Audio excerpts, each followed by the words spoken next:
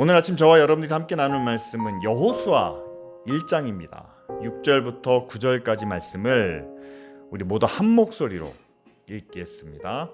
굳세고 용감하여라. 내가 이 백성의 조상에게 주기로 맹세한 땅을 이 백성에게 유산으로 물려줄 사람이 바로 너다.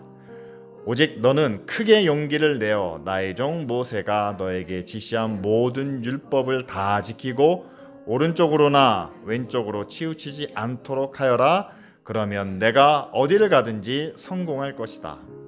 이 율법책의 말씀을 읽고 밤낮으로 그것을 공부하여 이 율법책에 쓰여진 대로 모든 것을 성심껏 실천하여라. 그리하면 내가 가는 길이 순조로울 것이며 내가 성공할 것이다. 내가 너에게 굳세고 용감하라고 명하지 않았느냐? 너는 두려워하거나 낙심하지 말아라. 내가 어디로 가든지 너의 주 나 하나님이 함께 있겠다. 아멘. 지금까지 우리가 출애굽기부터 신명기까지 말씀을 함께 다뤘습니다. 애굽에서 출발해서 그들이 광야 생활을 마무리하는 그 시간까지의 역사를 기록한 책들이죠. 그리고 오늘부터 여호수아서를 시작합니다. 이제 새로운 지도자와 함께 약속의 땅 가나안에 들어가는 그런 역사를 우리가 함께 나누고자 하는데요. 여러분, 여호수아에 대해서 우리가 먼저 함께 살펴보기를 원합니다. 과연 오늘 우리가 함께 읽은 말씀 굳세고 용감하여라 라는 말을 듣고 여호수아는 과연 어떠한 마음을 어떠한 생각을 하고 있었을까요? 아마도 우리가 함께 제목으로 삼은 것처럼 새 출발에 대한 그런 기대와 두려움을 함께 갖고 있지 않았을까 생각합니다. 저 같으면 그럴 것 같아요. 야, 이 자리는 아무리 잘해도 본전이다. 전임자가 너무 위대한 사람입니다. 모세예요. 모세는 부르심을 입은 그때부터, 다시 말하면 애굽으로부터 이스라엘 백성들을 인도하는 그때부터 수없이 많은 기적과 능력을 행한 사람입니다.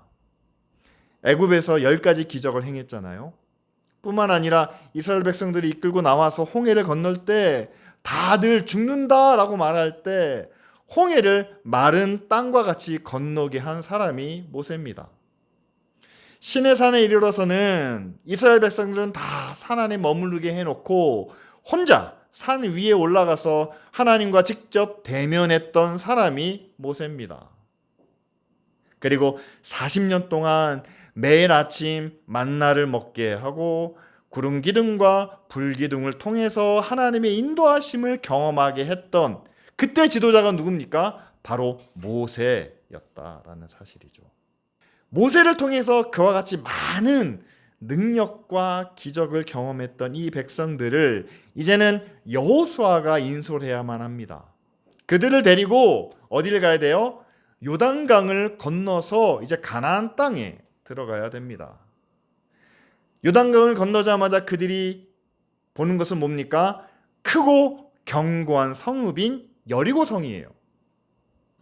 뿐만 아니라 그 땅에 들어가서 하나님께서는 정복하고 다스려라 라고 말씀하시는데 가나안 땅에 가장 강한 족속이 누가 있습니까? 우리가 거인 족속이라고 부르는 아낙 자손들이 있어요. 그들과도 전쟁을 치러야만 합니다. 모세 시대에는요, 하나님의 능력이, 하나님의 손길이 느껴졌어요. 마치 동화 속에 나오는 그런 요정이나 어떤 램프 안에 있는 지니가 모든 것을 해결해 주는 것처럼 그런 하나님의 손길이 느껴졌습니다. 그런데 지금부터는 어떤 상황입니까? 큰 성인 여리고성을 그들이 정복해야 되고 거인인 아낙 자손과 피 흘리는 전쟁을 싸워야 하는. 여러분, 여호수아에게는 두 가지 감정이 함께 했겠죠. 모세와 함께 하셨던 하나님이 나와 함께 하신다면 모세와 같이 40년 동안 그런 능력과 기적을 나타내지는 그렇지는 못한다 할지라도 그러나 하나님의 능력을, 하나님의 권세를 나도 경험할 수 있지 않겠는가라는 기대감과, 그러나 이거는 다른 스토리잖아요. 여리고 성이 있습니다. 넘지 못하는 성이 그들 앞을 가로막고 있습니다. 아낙 자손이 거인이에요. 그들이 왜 가데스 바네아에서 도망가려고 했습니까? 그들 앞에 우리는 메뚜기 같습니다. 함께 싸우는 것이, 그들과 싸워 이긴다는 것이 불가능해 보입니다. 두려움이 함께 공존했다는 사실이죠. 그래서 오늘 여호수아 1장 첫째 말씀 가운데 하나님께서 여호수아에게 이렇게 말씀하시는 거죠. 두려워하지 말라. 오히려 강하고 담대하라. 내가 너와 함께 함이니라. 라고 이렇게 말씀해 주고 계십니다. 여러분, 여호수아라는 이름의 뜻 자체가 하나님은 구원이시다 라는 의미입니다. 따라서 여호수아는 사실 하나님의 구원을 위해서 준비된 지도자였다라고 우리가 볼 수 있겠죠. 그런데 하나님의 구원 가운데는요, 여러분, 하나님의 구원이 늘 평안하고 순탄하고 한 가지 일이 해결되면 다른 일이 당연히 이루어지고 이렇게 스무스하게 이어지는 그런 모습이 아니라 하나님의 구원에는 항상 긴장과 두려움이 있었다라는 사실입니다. 여러분, 앞에서 모세가 했던 여러 가지 일들을 제가 말씀드렸잖아요. 이스라엘 백성들이 하나님 앞에, 또한 모세 앞에 원망하고 불평하는 때가 있었습니다. 언제 그렇습니까? 자신의 요구가 채워지지 않을 때, 아니면 주변 상황이 너무 열악할 때, 아니면 주변에서 어떤 문제가, 공격이 찾아오는데 아무런 대비책이 눈앞에 보이지 않을 때, 그들이 애굽에서 나올 때도 하나님의 능력을 바로에게 보여주면 보여줄수록 바로가 마음을 이랬다 저랬다 합니다. 그러면서 이스라엘 백성들에게 더 큰 고난과 시련을 안겨줍니다. 이스라엘 백성들이 모세에 대해서 원망을 했다는 거죠. 결국 그들을 구원의 길로 인도했지만, 그러나 그 과정에는 오해가 있었고 불만이 있었고 원성이 있었고 모세에 대한 손가락질과 모욕이 있었다라는 사실이죠. 홍해 앞에서도 그랬습니다. 시내산 위에 올라갔을 때는요, 아론을 비롯해서 모든 백성들이 모세를 외면하고 떠나는, 금송아지를 만들고 그게 하나님이다 라고 절하는 그런 배신의 과정도 있었습니다. 가데스 바네아에서는 어떤 일이 있었습니까? 애굽에 묘지가 부족해서 광야에서 우리를 죽이려고 이리로 데려왔습니까? 우리 다시 애굽으로 돌아갑시다 라는 소리까지 하는, 하나님의 구원이 평안과 안녕과 순탄한 모습이 있었던 것이 아니라 오히려 그 반대죠. 긴장과 두려움의 연속이었다라는 사실이죠. 어찌 보면 여호수아에게는요, 지금 요단강을 건너기 전, 이제 건너가면 여리고성이 있고 장대한 가나안 족속들이 있는 그 상황이 그에게는 가장 큰 긴장과 두려움의 상황이었을지 모릅니다.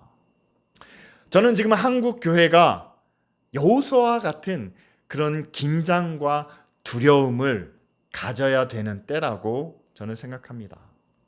왜냐하면 한국 교회가 지금 약간 과도기를 겪고 있어요. 여러분, 복음이 우리나라에 처음 들어왔을 때 이 복음이 얼마나 많은 핍박과 시련을 경험했는지 잘 아실 겁니다. 일제 식민 시대에는요, 일제에 의해서 박해를 당했습니다. 전쟁을 겪었습니다. 북한에서 내려온 공산당에 의해서 많은 교회가 불타기도 했습니다. 민주화 시대를 겪었습니다. 독재에 의해서 교회가 어려움을 겪기도 했습니다. 그런데 그런 시련을 통해서, 그런 아픔을 통해서 어떤 일이 일어났습니까? 먼저는 이 나라가 정말 놀라운 경제 성장과 발전을 이루어냈죠. 그와 더불어 교회도 정말 전국에 교회가 없는 곳이 없는, 그렇게 복음이 모든 지역에 전파되고 뿐만 아니라 그 흩어진 교회들이 그 자리에서 엄청난 성장과 부흥을 경험하는, 정말 하나님의 능력이, 하나님의 역사하심이 그대로 느껴지는 그런 시대를 우리가 함께 살아왔습니다.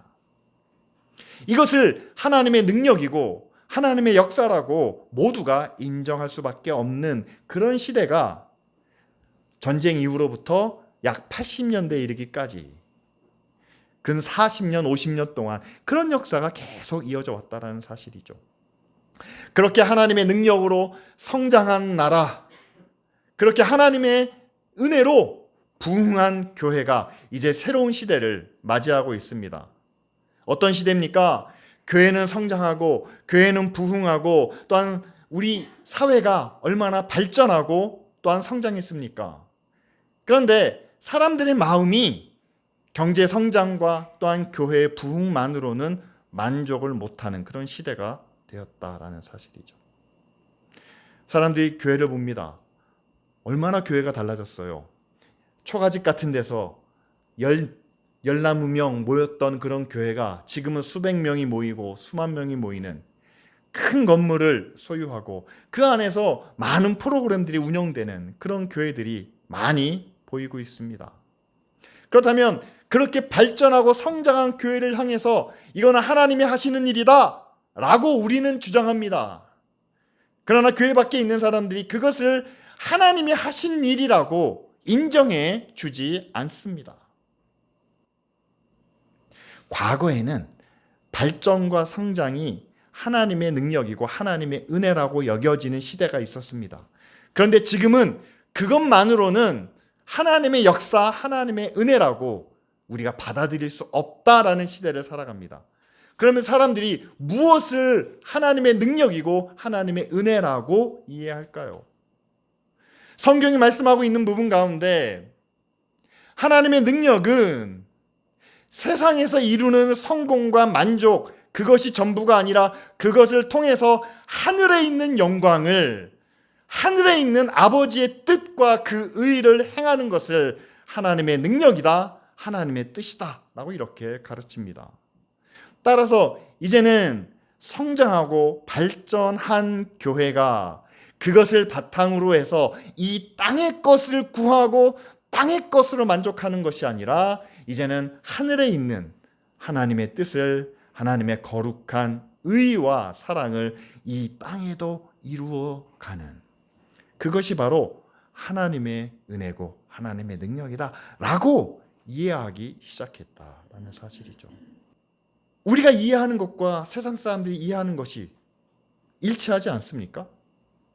이 땅에서 우리가 열심히 살아서 이 땅에서 우리가 얻은 것으로 11조를 하나님 앞에 드리고 헌금을 드리고 우리가 시간과 정성을 다해서 교회에 와서 헌신하며 수고합니다. 무엇을 위해서 하십니까? 더 성공하기 위해서, 더 큰 것을 얻기 위해서 하는 사람은 아무도 없습니다. 우리는 이 땅에 사는 것이 끝이 아니라 하나님 나라가 있기 때문에 하늘의 은혜를 바라보며 우리는 이 땅의 것으로 하나님을 섬기고 또한 우리에게 주신 시간과 노력과 정성을 통해서 하나님의 선하고 의로운 일을 감당합니다. 이스라엘 백성들이 광야에서 살던 삶과 이제 가나안 땅에서 살아야 될 삶이 다르다는 것을 극적으로 보여주는 여러분 그런 모습이 아니겠습니까? 광야에서는요, 그들이 어느 민족과도 소통할 이유가 없었습니다. 왜냐하면 그들은 거기에 머물 사람들이 아니기 때문이죠. 그저 그 땅을 지나가기만 하면 됩니다. 그런데 이제 가나안 땅에 들어갑니다. 가나안 땅은 이제 그들이 지나가는 땅이 아니라 그들이 정착해야 할 땅입니다. 그 땅에서 뿌리를 내려야 됩니다. 그런데 그 땅에 이미 살고 있던 백성들이 있어요. 그들을 몰아내기도 합니다. 그들을 정복하고 그들을 통치해야 되는 그런 상황도 있습니다. 그런데 그들이 그 땅을 정복하고 통치하면서 이루어야 할 모습은 무엇인가요? 하나님이 우리와 함께 하시기 때문에 우리는 성공할 거야. 우리는 강한 나라가 될 거야. 우리는 위대한 백성이 될 거야. 누가 그들을 위대하다고 이야기해 줄까요? 누구 앞에서 위대해지는 것이 가장 큰 의미가 있는 것이겠습니까? 하나님이 그들을 위대하다라고 평가해 주는 것이 가장 큰 목표가 되지 않겠습니까? 그리고 그들을 통해서 하나님의 거룩하심이, 하나님의 의가 주변에 있는 민족들에게, 족속들에게 나타나고 또한 그 소문이 전파되는 것이 하나님께서 이스라엘 백성들을 통해서 나는 너희의 하나님이고 너희는 나의 백성이다 라고 약속한 그 목적이 되지 않겠습니까? 가나안 땅에 들어가서 그들이 차지해야 될 면적이 있어요. 그러나 그것만이 전부가 아니죠. 그것만 바라봤다면 이스라엘 백성들은 지금까지도 그 땅을 차지하고 그들의 정체성을 유지하는 것, 그것만이 그들의 목적일 수 있습니다. 하지만 하나님께서는 그들을 그 땅에 보내시고 그들을 통해서 하나님이 다스리시고 하나님이 함께 하시는 것을 주변의 많은 열방들에게 나타내기를 원하시는데, 그것을 나타내기 위해서는 먼저 그들의 나라가 유지되어야 되는 것은 맞지만 그들의 백성들이 남들보다 강력하고 부유하고 또한 나눌 수 있는, 베풀 수 있는 자리에 서는 것은 맞지만, 그러나 그들이 잘 되는 것만이 결국 하나님의 목적은 아니라는 사실이죠. 잘 되고 난 다음에는 나눌 수 있는, 베풀 수 있는, 그들에게 선을 행하며 의를 나타내는 그 자리로 나아가야 되는 것이 아니겠습니까?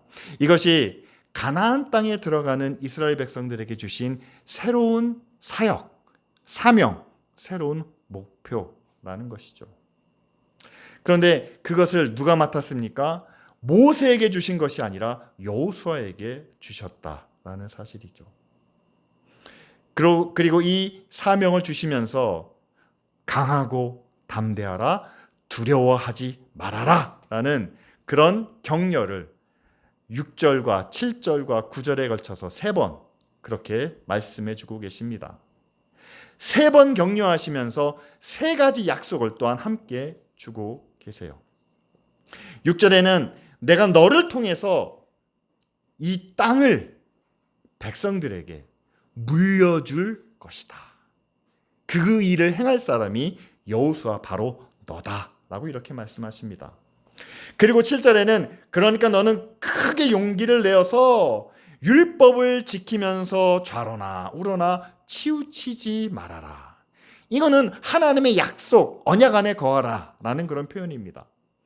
그렇다면 어떤 일을 해주신다고요? 어디를 가든지 성공하게 될 것이다. 뿐만 아니라 8절에는요, 이것을 다 가르치고 공부하고 이것대로 실천하면 너의 가는 길이 순조로울 것이고 또한 성공할 것이다 라는 이 3가지 약속을 다 주고 계시죠. 그런데 이 3가지 약속이 이루어지기 위해서는요, 가장 중요한 것이 9절에 나옵니다. 내가 너에게 굳세고 용감하라고 명령하지 않았느냐. 두려워하지도 말고 낙심하지도 말아라. 그 다음은 다 같이 읽겠습니다. 내가 어디로 가든지 너의 주 하나님이 함께 있겠다. 내가 너와 함께 하니 너는 성공할 것이고 모든 일이 순조로울 것이고 어디를 가든지 하나님의 능력을, 하나님의 은혜를 이룰 것이다 라고 이렇게 말씀하시는 거죠. 율법을 어떻게 지키고 가르치고 실천하고 뿐만 아니라 좌로나 우로나 치우치지 말라, 이 모든 조건들은요 한 가지를 위해서입니다. 하나님이 함께 하시기 위해서. 저도 여러분들에게 말씀드리고 싶습니다. 여러분, 예배에 빠지시면 안 됩니다. 아침마다 큐티하는 거 잊어버리시면 안 됩니다. 어려울 때마다 기도하시기를 바랍니다. 하나님 앞에 나와 기도하는 시간을 꼭 지키시기를 바랍니다. 이래서는 안 됩니다. 저래서도 안 됩니다. 이것을 믿기 위해서, 이것을 경험하기 위해서, 이것을 깨닫기 위해서 우리는 지켜야 할 것들이 참 많습니다. 그것이 무엇이냐면요, 지금 우리가 함께 예배하는 이 시간 하나님이 저와 여러분들과 함께 하십니다. 이 예배를 마치고 집으로 돌아가는 그 시간 하나님이 여러분들과 함께 하시기를 원합니다. 여러분들이 집에 가셔서 다시 가족들과 함께 대화하고 또 내일부터 시작되는 한 주를 준비하는 그 시간 여러분들과 하나님이 함께 하실 줄 믿습니다. 그리고 그 다음부터 시작되는 한 주간 여러분들이 직장에서, 가정에서, 학교에서 얼마나 많은 일들이 있겠습니까? 우리가 생각하지도 못한, 우리가 예상하지도 못한 많은 일들이 이루어지는데 그 시간 하나님이 함께 하실 줄 믿습니다. 그 하나님이 함께 하실 때 하나님의 약속이 이루어진다는 것을 우리는 믿을 수 있습니다.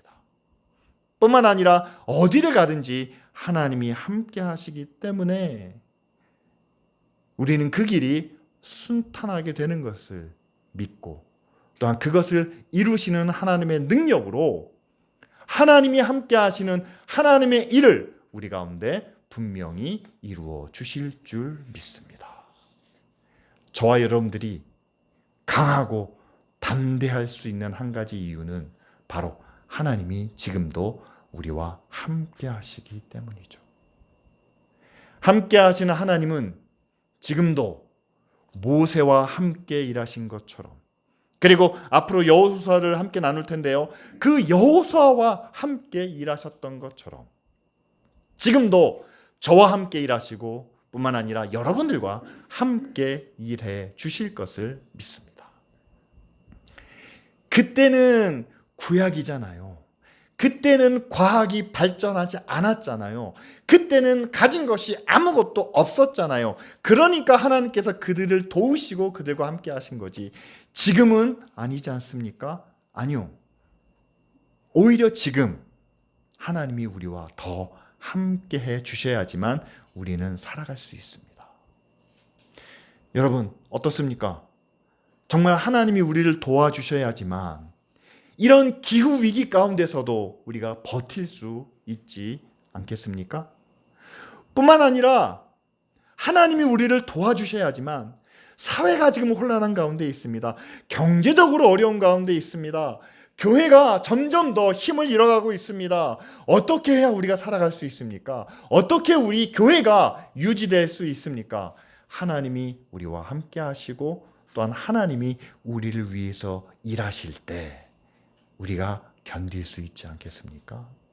그런데 하나님이 우리와 일하신다는 것을 우리는 어떻게 확신할 수 있나요? 오늘 말씀에 하나님께서 여호수아에게 그렇게 말씀하십니다. 여호수아야, 네가 이스라엘 백성들을 데리고 이제 요단강을 건너 그 땅을 차지하게 될 것이다 라고 말씀하지 않으셨다는 거예요. 6절 말씀해 보면 내가 약속한 그 땅을 내가 물려줄 것인데, 유산으로 물려줄 것인데 그 일을 맡은 사람이 바로 너다라고 이렇게 이야기를 하십니다. 거꾸로 얘기하면 뭐예요? 하나님이 약속하신 일들을 하나님의 때에 하나님의 능력으로 이루어 주시는데 그것을 위해서 누구를 사용하십니까? 여호수아를 사용하시고 이전에는 모세를 사용하시고 2000년 3000년이 지난 지금에는 누구를 사용하시겠습니까? 여러분, 목사를 사용한다고 생각하지 마시기 바랍니다. 하나님과 함께하는 모든 사람들을 통해서 하나님의 말씀대로 행하는 사람, 하나님의 뜻을 실천하는 사람, 이것은 다 개별적인 문제죠. 이것을 위해서 우리는 무엇을 얻고자 합니까? 하나님이 우리와 함께 하시기를 구합니다. 그렇다면 하나님은 하나님의 일을 하십니다. 누구를 통해서? 하나님과 함께하는 사람들을 통해서. 예수님께서도 제자들에게 똑같은 말을 해주셨어요. 요한복음 14장에 보면 10절 말씀이 이렇게 나옵니다. 내가 아버지 안에 있고 아버지가 내 안에 계신다 라고 말씀하세요. 그러면서 그래서 내가 하는 말은 내 것이 아니고 아버지의 말씀이다. 그리고 맨 마지막 부분에 그래서 아버지께서 내 안에 계시면서 자기 일을 하신다라고 말합니다. 하나님은 예수님을 통해서 하나님의 일을 하신다는 거예요. 그리고 14장 12절 말씀입니다. 따라서 나를 믿는 사람은 내가 하는 일, 여러분 여기서 내가 하는 일을요, 기적이나 능력이나 뭐 병 고치는 그런 거를 생각하지 마시기 바랍니다. 예수님이 하시는 일은 다 뭐라고 그랬습니까? 아버지의 일이라고 하셨어요.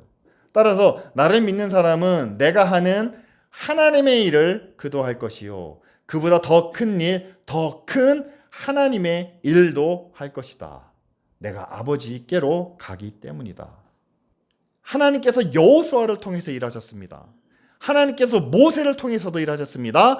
하나님은 예수 그리스도를 통해서도 일하십니다. 그리고 제자들에게 약속해 주십니다. 내가 하나님의 일을 한 것처럼 너희도 하나님의 일을 하게 될 것이다. 근데 그보다 더 큰 하나님의 일도 하게 될 것이다 라고 이렇게 말씀해 주고 계시죠. 저는 여호수아의 믿음을 이것이라고 분명하게 정의하고 싶습니다. 내가 모세처럼 할 수 있을까? 모세가 했던 것처럼 그 큰 일을, 그 위대한 업적을 내가 이룰 수 있을까라고 생각한다면 모세의 일과 여호수아 자신의 일을 비교하는 이것은 사람의 일이 되어버린다라는 사실이죠. 그러나 여호수아가 가진 믿음이 위대한 선지자 모세를 통해서 하나님의 일이 이렇게 이루어졌고, 이제는 그 하나님이 나와 함께 하시기 때문에 나를 통해서 하나님이 이루실 일을 내가 순종하며 실천하며 나아간다면 하나님은 하나님의 일을 나를 통해서 이루실 것이다 라는 믿음으로 감당한다면, 여러분, 그 안에 있는 두려움과 긴장과 부담은 훨씬 줄어들 수 있지 않았겠습니까? 저는 여러분들과 똑같이 나누길 원합니다. 기쁜 우리 교회가 여러분 다른 어떤 교회보다 더 큰 일을, 더 많은 일을, 더 위대한 성공을 거둘 수 있다라고 저는 믿지 않습니다. 저는 그렇게 생각하지 않습니다. 하지만 하나님께서 기쁜 우리 교회를 통해서 하나님의 일을 이루실 것이다 라고 믿는다면 저는 그렇게 믿습니다. 또 여러분들도 그 같은 믿음을 갖기를 원합니다. 만일 우리가 하나님의 일을 예수 그리스도와 같이 그분이 하나님의 말씀을 하나님의 뜻을 행한 것처럼 우리도 우리에게 맡겨진 하나님의 일을, 하나님의 뜻을 행한다면 저는 100% 확신할 수 있습니다. 하나님은 결코 하나님의 일이 실패하는 것을 지켜보시지 않는다라는 사실이죠.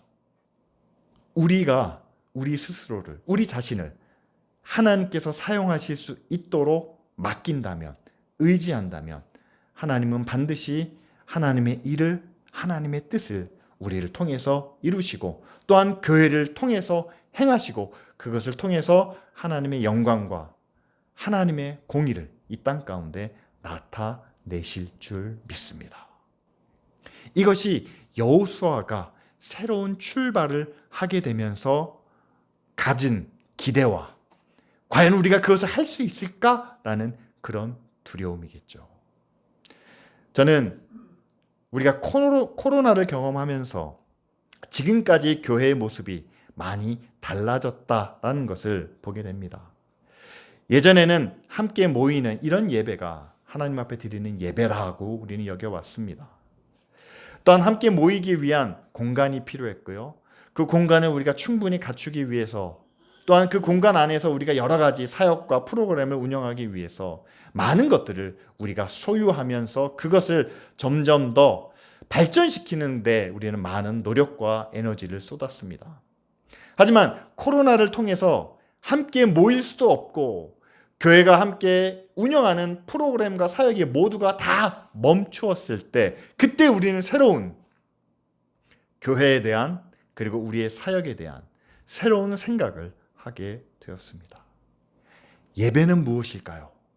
여러분, 우리가 마음으로 하나님을 바라며 함께 찬양하고 하나님의 이름을 구하는 그 말씀을 듣는 그 자체가 예배죠. 그렇다면 우리가 온라인으로 드리는 예배도 부족하지만 우리가 하나님을 예배하는 것이 아닙니까? 교회가 무엇입니까? 이 장소가 교회고 건물이 교회고 함께 모여있는 공동체가 교회라면 여러분, 교회가 아무것도 할 수 없는 멈춰져 있는 그 상태를 우리는 교회라고 이야기할 수 있을까요? 교회는 예수님의 몸입니다. 살아있는 몸입니다. 생명이 전달되는 그런 몸입니다. 그런데 그 생명이 함께 대화하면서 교제하면서 생명이 전달되기도 하지만 요즘과 같이 인터넷이 발달되고 유튜브나 어떤 다른 매개체를 통해서 서로 주고받는 교제와 또한 서로가 함께 나누는 사랑과 은혜가 이 한 공간 안에서뿐만 아니라 이 나라에서뿐만 아니라 온 세계로 전해지는 것을 볼 때 여러분, 교회라는 그런 개념 자체가 점점 더 확장되고 있다라는 사실이죠.